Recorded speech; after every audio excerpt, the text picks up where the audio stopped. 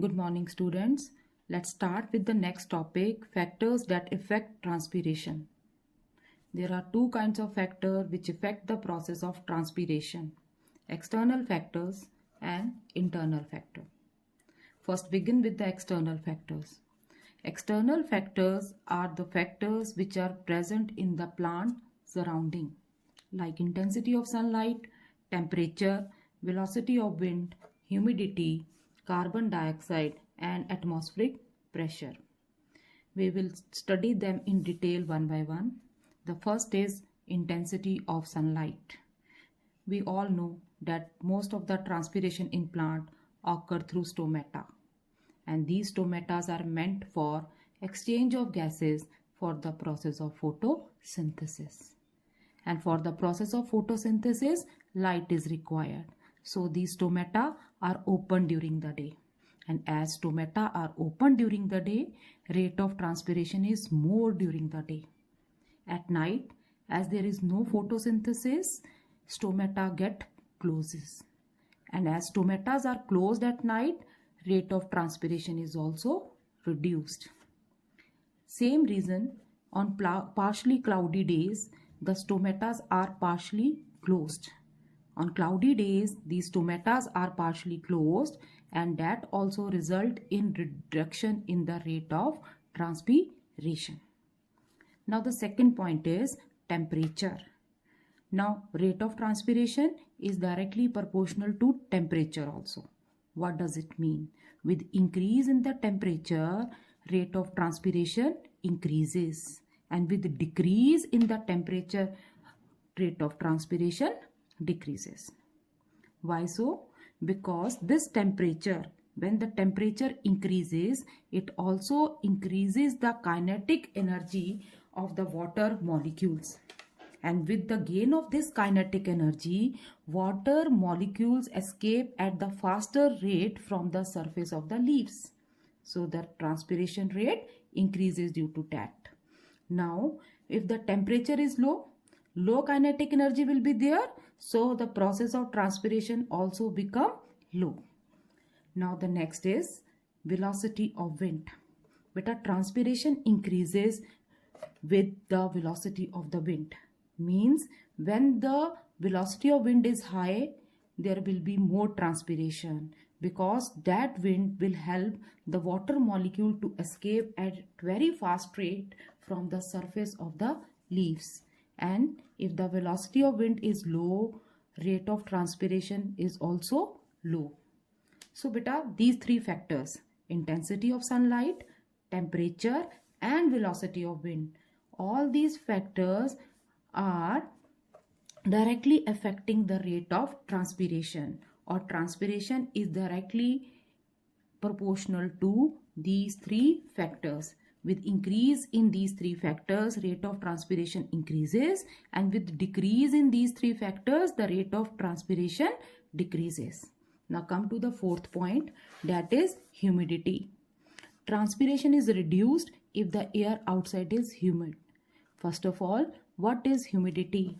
Humidity is a moisture content of the air present in the surroundings. Now if air is already saturated with water, it will not accommodate more water which is released by the process of transpiration. So if the air is more humid, rate of transpiration decreases. And if air is dry or less humid, the transpiration will increase. Now the next is carbon dioxide. Now this factor, increase in the carbon dioxide level in the outside air. That is, if the carbon dioxide concentration increases more than 0.03% in atmosphere, it results in closing of the stomatal pores. And as stomatal pores closes, rate of transpiration will decrease. Now the next is atmospheric pressure. Now here also rate of transpiration increases with the decrease in atmospheric pressure. Or in other words, if the atmospheric pressure is low, rate of transpiration will increase. Means they are inversely proportional to each other. That's why when we go to higher altitudes, their atmospheric pressure is less. More transpiration occur in those places, so more rain. So these all are the 6 external factors which affect the process of transpiration. Out of these 6 factors, these 3 factors, rate of transpiration is directly proportional to first 3 factors, that is intensity of sunlight, temperature and velocity of wind. And next, rate of transpiration is inversely proportional to humidity, carbon dioxide and atmosphere. Means when these factors increases, rate of transpiration decreases. And when these factors decrease, the rate of transpiration increases. Now the next is internal factor. Water content of the leaf. If the water content of the leaf decreases, now why it is decreases? That is due to insufficient absorption of water from the roots, by the roots. Then automatically, as the water content of the cells of the leaf is low, rate of transpiration will decrease. And if the water content is high, means if the cells of the leaves are turgid, rate of transpiration will be more. Not only this water content of the leaf, there are another internal factors which affect the process of transpiration, like surface area of the leaves. More the surface area of the leaf, more will be the stomatal opening and more will be transpiration. Narrow is the leaves, less will be the rate of transpiration. Another factor is the presence of thick cuticle. If leaves are covered with thick cuticle, cuticle is a waxy coating which is present on the surface of leaves. If leaves are covered with thick cuticle, rate of transpiration will be less. And if the cuticle is thin, there will be more transpiration. So now I think all the factors are clear to you. Now we will start with the next topic, that is adaptation in plants to reduce excessive transpiration. Many plants, and especially those which grow in dry climate, have evolved a variety of permanent adaptation to curtail transpiration. There are some plants which grow in dry climatic condition, like the plants which are growing in desert, xerophytic plants. They are permanently adapted to reduce the process of transpiration. Some of these adaptations are as follows. Now 6 adaptations are given by which plants reduces the rate of transpiration in them. The first one is sunken stomata. In some of the plant, stomata may be sunken or covered by hairs, like in Nerium. And this is very important question. It comes like that name a plant with sunken stomata. Then your answer will be Nerium. Nerium is a plant where stomata are sunken. These stomatas are covered by hairy structure. Just see, this is a stomatal pore and these are the hair-like structure which cover the opening of the stomata so that less transpiration can occur from that pore. Now the next is fewer stomata. Now in some of the plant, the number of stomata may be reduced. To reduce the process of transpiration, the number of stomatal pores are less in the plant. Okay, so the plants which are growing in more dry climatic condition, they have less stomatal openings over their surface to reduce the rate of transpiration. Now the next is narrow leaves. Leaves may become narrower to reduce surface area. Again, the example which is given in your book, that is Nerium. The leaves of the plants growing in xerophytic condition are narrow. Means their surface area is reduced to reduce the rate of transpiration. Now next is reduced exposed surfaces.